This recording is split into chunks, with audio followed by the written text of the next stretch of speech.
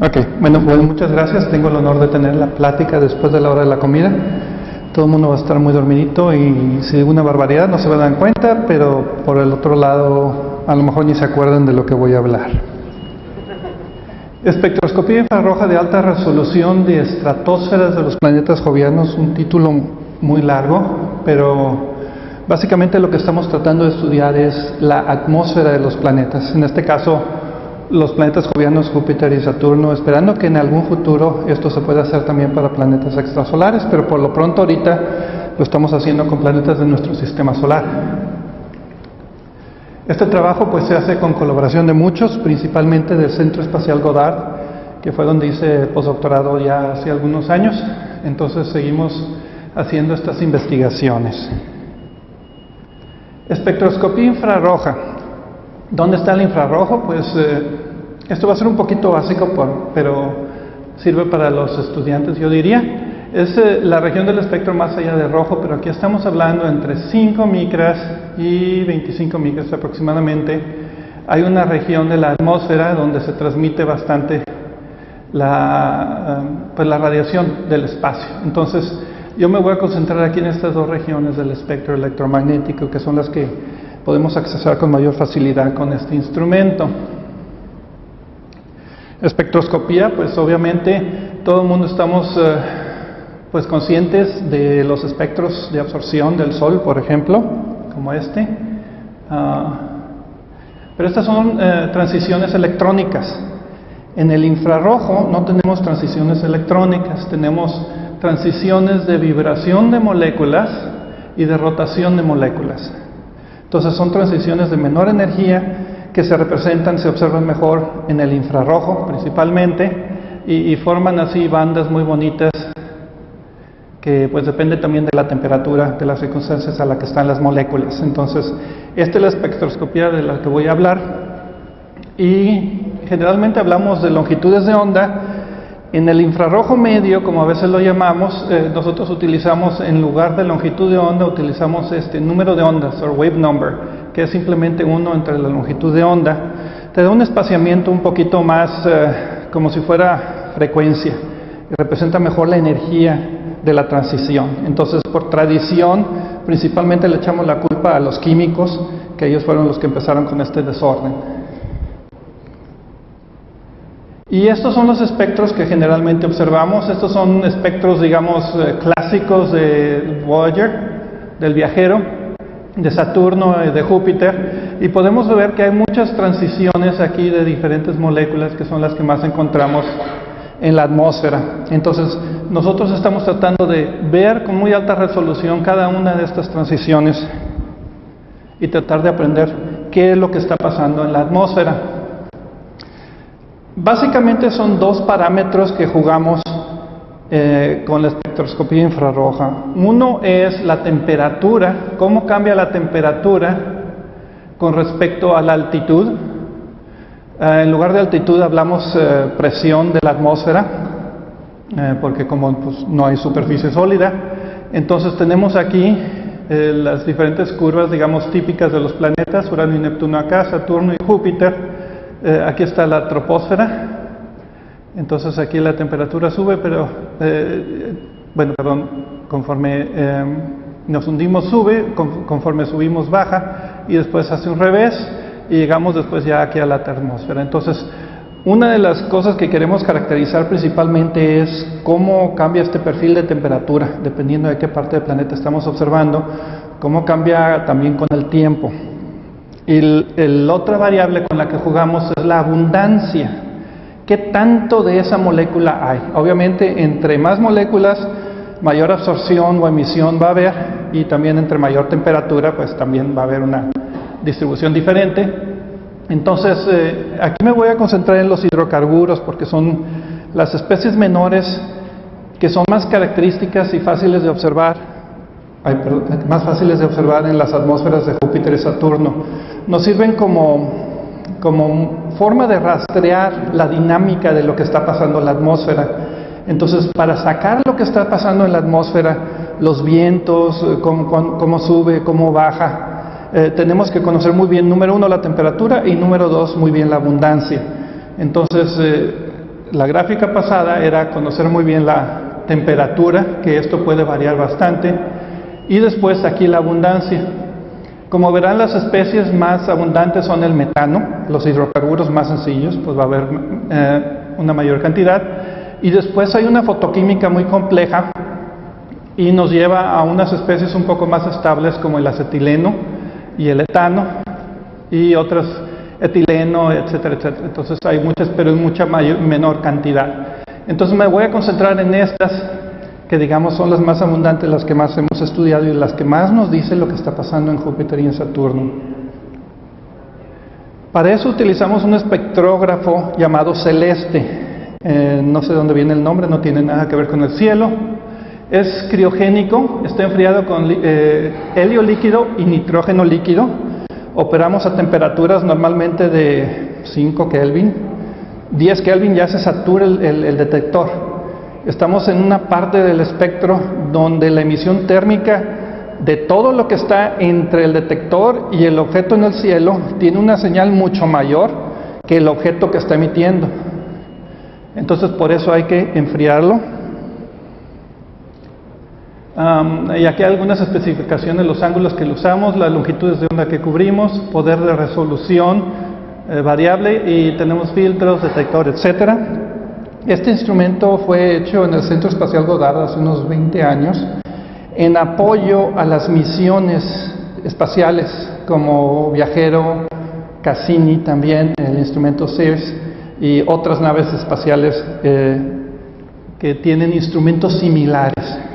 Ahorita vamos a ver las ventajas de observar desde la Tierra.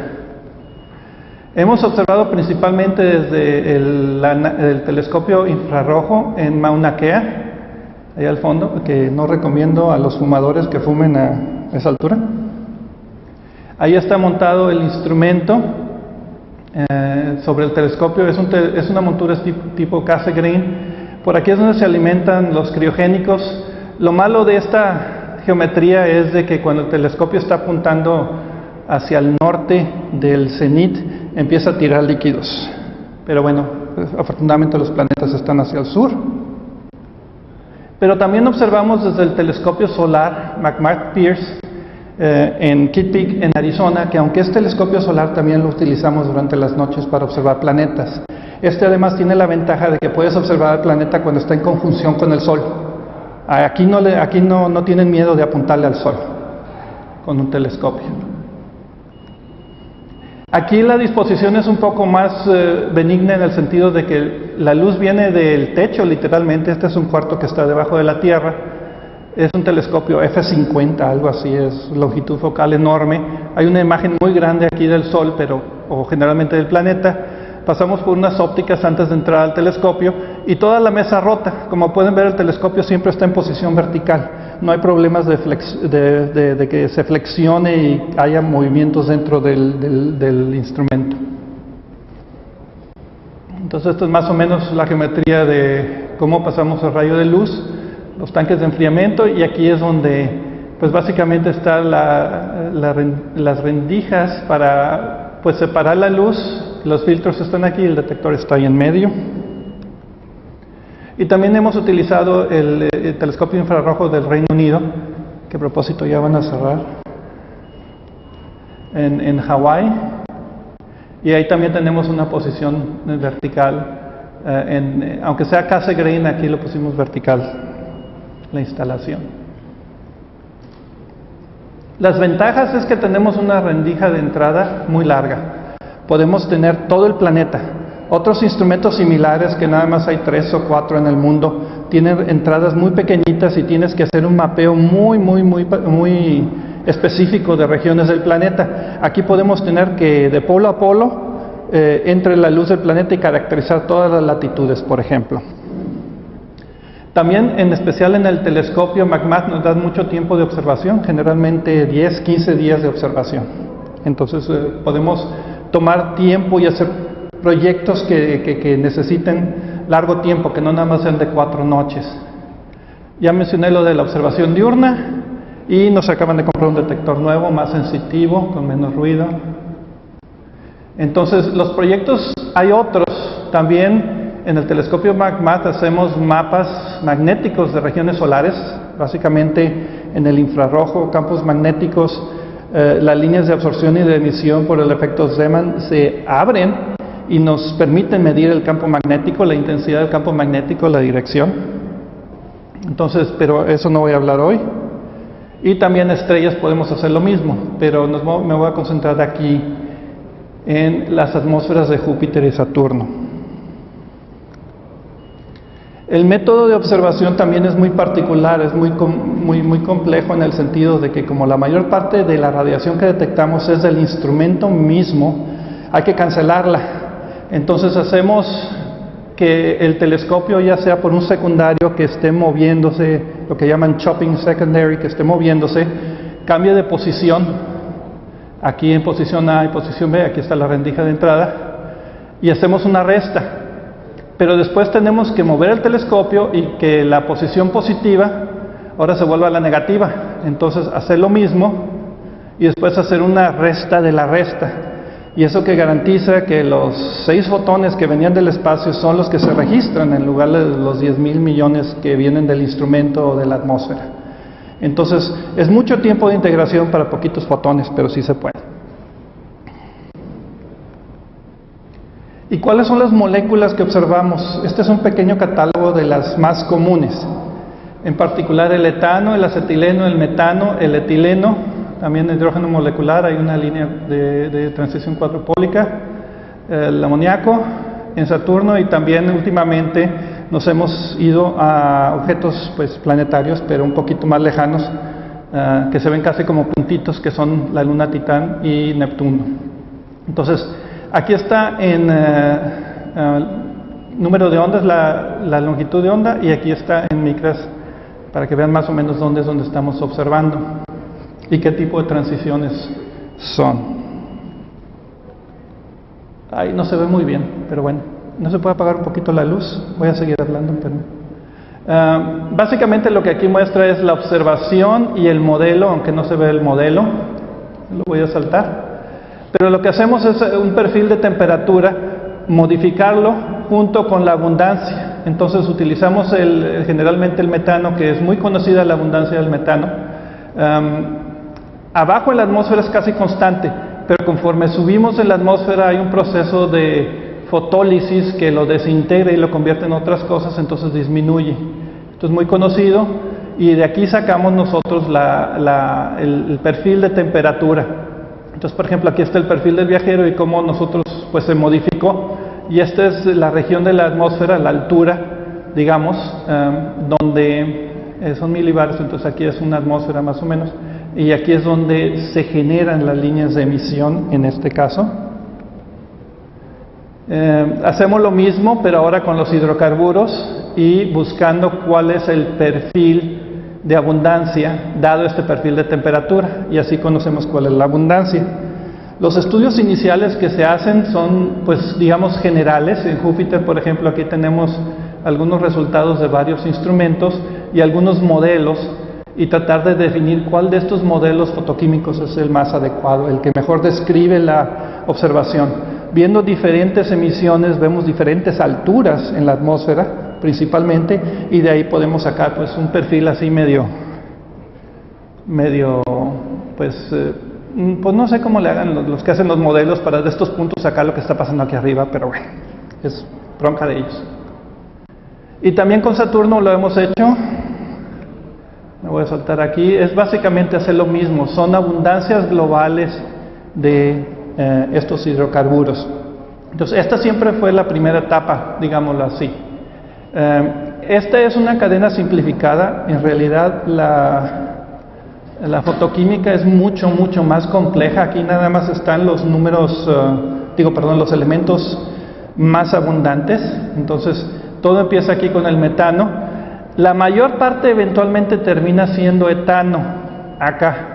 El etano tiene una vida bastante larga en la atmósfera. Está muy bien revuelto en la atmósfera de Júpiter, hasta lo podemos utilizar casi como si fuera una constante. Tiene una vida media como de 100 años. El acetileno tiene una vida media menor de unos 10 años. Si hay algún evento dinámico, por ejemplo que un cometa como Shoemaker-Levy choque, pues esto nos da eleva acetileno, por ejemplo, y tiene una vida media en que se fotodesintegra. Entonces podemos nosotros rastrear qué es lo que está pasando. Y el etileno, hay muy poquito etileno, pero como sea, es muy sensible a la temperatura, sobre todo en las partes más altas de la atmósfera. Entonces, otra vez, nada más para reiterar que esto es lo que andamos aquí buscando, la abundancia de estos componentes químicos y cómo varía. En el primer ejemplo, hace mucho tiempo que utilizamos, ¿se acuerdan del cometa Shoemaker-Levy 9 que chocó con Júpiter? Arrastró bastante materia de la troposfera a la estratosfera y en particular el amoníaco. Entonces aquí hay una línea de absorción de amoníaco muy fuerte y había una pequeña emisión que nosotros modelamos. No muy bien, ¿verdad? Pero nos dio límites acerca de cuál es la vida media de este compuesto en la estratosfera. Entonces este es el tipo de estudios que hacemos. Con el etileno, aquí hay una emisión de etileno, tenemos el planeta, ponemos la rendija, por ejemplo, sobre el ecuador y nos da una abundancia de etileno, digamos, normal, bajo temperatura normal, pero cuando la ponemos de polo a polo vemos que aquí hay una emisión extra que depende de la aurora de Júpiter. Entonces podemos monitorear la temperatura de la atmósfera, cómo se calienta por las partículas cargadas que vienen por el campo magnético, hasta dónde penetran en la atmósfera de Júpiter. Entonces aquí podemos también hacer varios modelos, ¿verdad?, que pueden llegar hasta abajo o intermedios con ciertas pendientes para tratar de ver qué tan fuerte es el efecto de la aurora en el calentamiento de la atmósfera de Júpiter. Me lo voy a saltar esto. Básicamente también tenemos, aparte de moléculas normales, tenemos isótopos como por ejemplo el carbono 13. Aquí estas dos líneas de emisión en Saturno y aquí en Júpiter es básicamente la misma transición, excepto que esta es una molécula de etano con carbono 12 y esta es con un carbono 13. Entonces podemos ver la razón isotópica también en muchos de estos cuerpos. En Titán es particularmente interesante porque parece que la fotoquímica depende también del isótopo del que estamos hablando. La siguiente etapa es hacer un estudio de las diferencias con latitud. ¿Cómo varía la emisión? Aquí es pura emisión, ¿verdad? Diferentes latitudes del planeta. Entonces aquí es, creo que para Saturno, ¿sí? Podemos sacar diferentes perfiles de temperaturas dependiendo de la latitud que estamos observando. Y estos cambios de temperatura con latitud también suceden con el tiempo, dependiendo de la estación del planeta. Si es verano, si es invierno, dependiendo de la insolación del sol, estos van a cambiar también. Entonces es interesante monitorear. Pues muchos dicen que soy meteorólogo de otro planeta. En Saturno, por ejemplo, hemos hecho combinaciones de nuestras observaciones en azul con las de la nave espacial Cassini. Tiene el instrumento CIRS, Composite Infrared Spectrometer, y vemos que pues son bastante buenas, se comparan muy bien. Nosotros ya no alcanzamos a ver lo que pasa cerca de los polos por la geometría de observación desde la Tierra. En la nave espacial ahí cerquita puede ver la latitud que le dé su gana, y lo que estábamos viendo aquí es cómo los polos de repente se calienta y hay más abundancia de estas moléculas. Entonces por alguna razón está subiendo el material o se está calentando de más. También en Júpiter podemos ver variaciones con latitud. Aquí variación de etano y de acetileno. Vemos las auroras, por ejemplo aquí estaba la aurora del polo norte, aquí estaba polo norte y del polo sur. Podemos ver variaciones. Esto es muy interesante. En etileno, por ejemplo, sí nosotros podemos ver lo que la nave espacial Cassini está observando, pero con etano, por ejemplo, nosotros vemos que hacia los polos tenemos una disminución de la cantidad de etano, mientras que de Cassini está viendo que está aumentando. Entonces todavía no podemos explicar eso, la diferencia de observación desde la Tierra y desde la nave espacial. Si alguien tiene ideas, por favor, porque este artículo no ha salido porque todavía no sabemos por qué. Y el siguiente paso es hacer un mapa. Ponemos la rendija sobre el meridiano y dejamos que el planeta rote. 10 horas después o 12 horas después ya tenemos un mapa completo de lo que está pasando en una molécula en particular. Entonces estas son nuestras observaciones, por ejemplo, de etano con las del instrumento CIRS cuando pasó por Júpiter en camino a Saturno. Y en etileno también podemos ver, por ejemplo, aquí la emisión de aurora, aquí también la ven, y aquí hay como un mayor brillo, mayor abundancia, y aquí también nosotros la vemos. Puede ser temperatura, puede ser abundancia. Perdón, en la anterior, ¿tenía algo que ver con la mancha de Júpiter? Fíjate que no me acuerdo en esta fecha dónde estaba la mancha roja, pero creo que no, estaba en diferente longitud. Hemos tratado de detectar la mancha roja de Júpiter, pero todavía no lo logramos en este mecanismo. ¿Y qué es la ventaja que tenemos? Este es un espectro de Cassini, por ejemplo, de Júpiter. Aquí podemos ver las líneas del etano, aquí están las del acetileno, y esta partecita azul es todo esto. Esto nosotros lo estamos observando desde Tierra. Entonces nosotros tenemos mucha mayor resolución espectral que la nave espacial Cassini. Entonces muchas cosas que Cassini está observando, nosotros podemos llegar a observarlas con mayor resolución. Ahí por ejemplo estaba la aurora. Aquí hay otro mapa espectral de Júpiter, un poco más amplio. Esto estamos todavía trabajando en ampliarlo porque nosotros podemos ver un cachito a la vez, entonces es bastante difícil juntar todos. Saturno también, un mapa espectral. Más interesante, la tormenta de Saturno que acaba de suceder hace un par de años, le levantó mucha materia a la estratosfera, así es como se ve en el infrarrojo. Es básicamente material que sobresale y se va a la estratosfera, y es material caliente con mayor abundancia que se va a estas latitudes y después se reparte por todos lados. Ahí se puede ver la diferencia de cuando estábamos en la parte donde está la tormenta y donde no. Voy un poquito rápido porque ya me dijeron. Aquí por ejemplo está Cassini observando etileno. Esta es la detección de Cassini de etileno. Esto fue lo que detectó Cassini de etileno. Bueno, esta rendijita nosotros la observamos con mayor resolución casi al mismo tiempo y podemos ver líneas individuales del etileno. Y haciendo modelajes podemos modelar mucho mejor los resultados y sacar mucha mayor información, que en este caso es que no solamente fue materia, sino que también hubo un aumento de temperatura de casi 80 grados centígrados, Kelvin, lo que sea, pero es bastante el aumento en temperatura que no se había visto en un planeta. Y también observamos cómo esta emisión de etileno bajó y ya no está.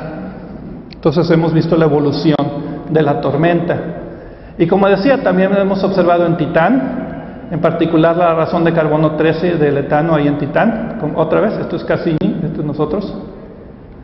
Y pues Neptuno, ahí está, triste, parece fotometría más que espectroscopía, pero pues ahí está el puntito Neptuno. Ay, después de una noche de observación detectamos Neptuno, qué emoción. Este es el trabajo actual, básicamente lo que les había dicho. Refinar las temperaturas y composiciones y el proceso fotoquímico, explorar isótopos nuevos, moléculas que están en baja abundancia, también caracterizar las auroras, los polos calientes, cuando hay alguna tormenta.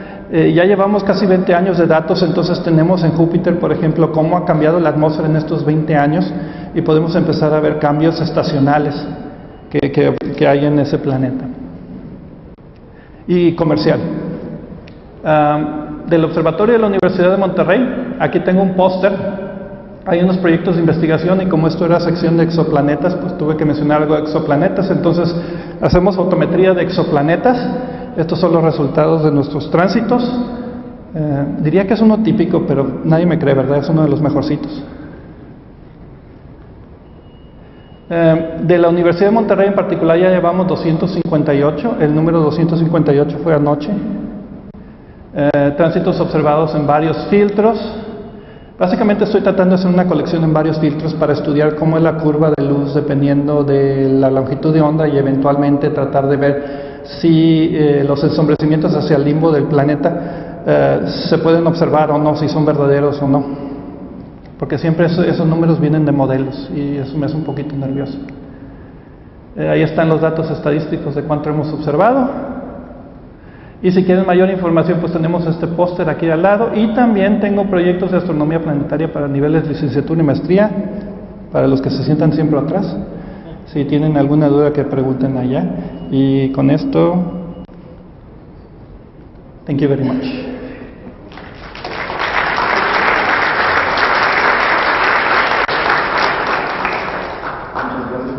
No me pasé, ¿verdad? ¿Preguntas? Les digo, él así hasta nadie tiene preguntas.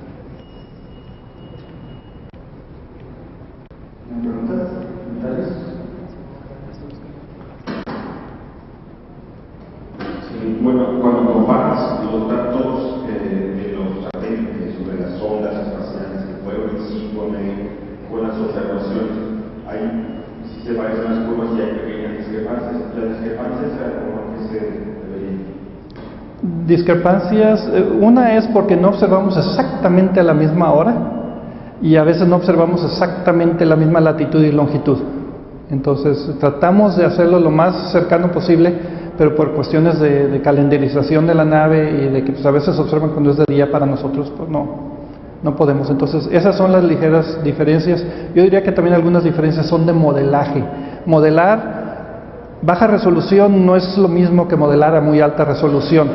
A baja resolución los parámetros que tenemos para las transiciones moleculares, pues con muchas transiciones se pueden borrar y promediar, pero a alta definición de repente encuentras muchas variaciones que regresas a los químicos y dices, ¿qué ondas aquí, verdad?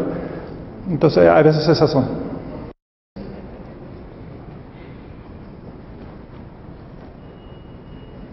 Hola, ¿qué tal? Mencionaste de lo que pasó con el Shoemaker Levy, que fue en el 4, por ahí. Si mal no recuerdo, hace 2 años, o debe ser 2 años y medio, hubo otro golpe de Júpiter que no fue tan espectacular y que luego fue una meteora en Australia, ¿no recuerdo? ¿Fue qué? Una meteora en Australia que lo vio. Sí. No sé si ustedes estaban de pura coincidencia midiendo algo en ese momento cuando... No estábamos midiendo. Han habido 2 o 3 impactos desde el Shoemaker Levy, mucho más chiquitos. Sí, no han dejado huella, digámoslo así. Esto no han subido, o sea, explotaron más alto en la atmósfera, no explotaron abajo y salió la nube así, la nube de hongo con todo el material. Habías mencionado que ibas a decir algo acerca de los paneles expansores. ¿Hay algún tipo de Sí. instrumentos nuevos de este estilo para paneles expansores? No, pero la espectroscopía diferencial de la que hablábamos antes, ahí estás, en el infrarrojo se vería mucho mejor. Como está más esparcido, entonces se notaría mejor. Además, las estrellas son más brillantes en el infrarrojo, sobre todo las rojas. Pero los detectores infrarrojos no son suficientemente buenos como Todavía. los ópticos, y entonces todos los errores esquemáticos es más que 0.01%, que sería la señal planetaria. Pero sí, además los planetas son más brillantes en el infrarrojo también. Por eso es, ¿cómo diría? Antes decían que en el óptico no se podía hacer tampoco, ¿te acuerdas? Y sí se dice, bueno, yo también cruzo los dedos y que se puede en el infrarrojo, el problema técnico. Pues gracias. Ok, gracias. ¿Alguna otra pregunta?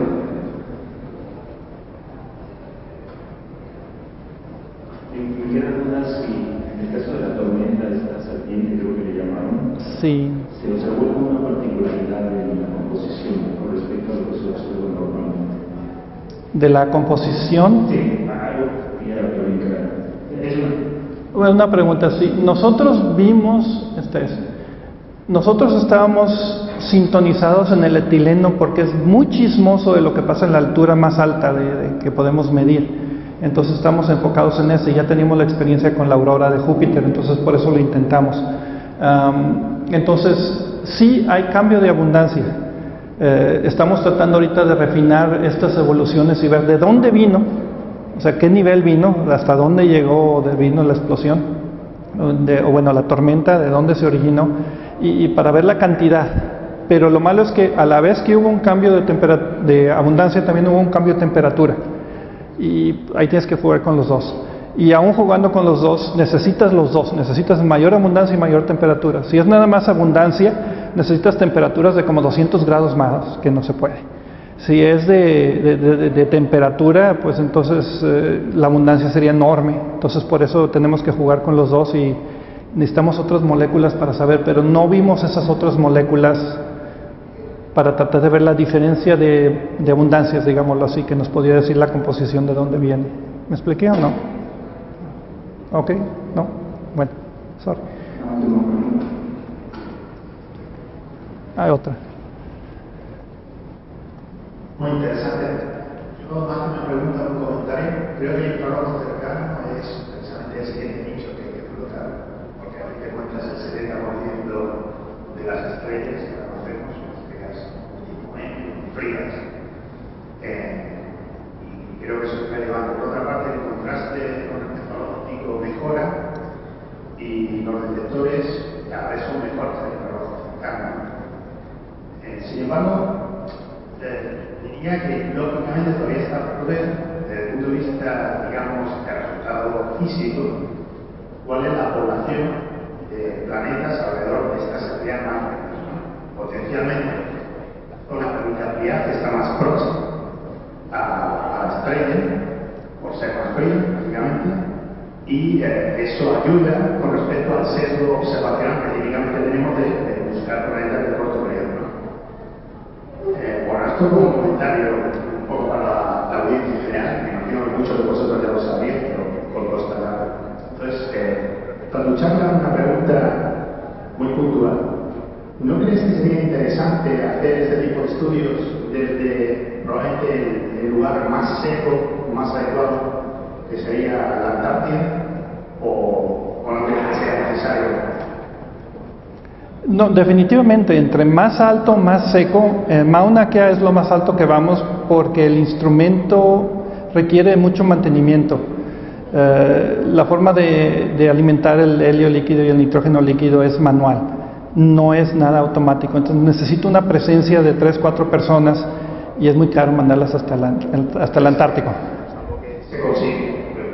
Salvo que se consiguiera robotizar todo, es inviable un proyecto desde la Antártida, ¿no? Para este caso en particular. No es inviable, es muy caro. Muy caro. No voy a decir que es imposible. Sobre el otro que decías, lo que no he resuelto es de que como el planeta también está más cerca de la estrella, la atmósfera es más caliente, entonces a lo mejor estas líneas de transición no aparecen, porque es otra temperatura. Entonces ese es otro problema teórico también que estamos tratando de ver. Pero no quiero ser pesimista. Quedan muchas cosas por resolver, ¿no? Exactamente. Probablemente te afectaría el verlo desde el polo norte o sur, cualquiera de los dos, el hecho de que Júpiter no está cerca. Bueno, sí, además, sí, o sea, sí. Pues el lugar ideal sería el Ecuador, pero no hay muchas montañas muy altas sobre el Ecuador. Bueno, Pedro, pues muchas gracias. Gracias. Next.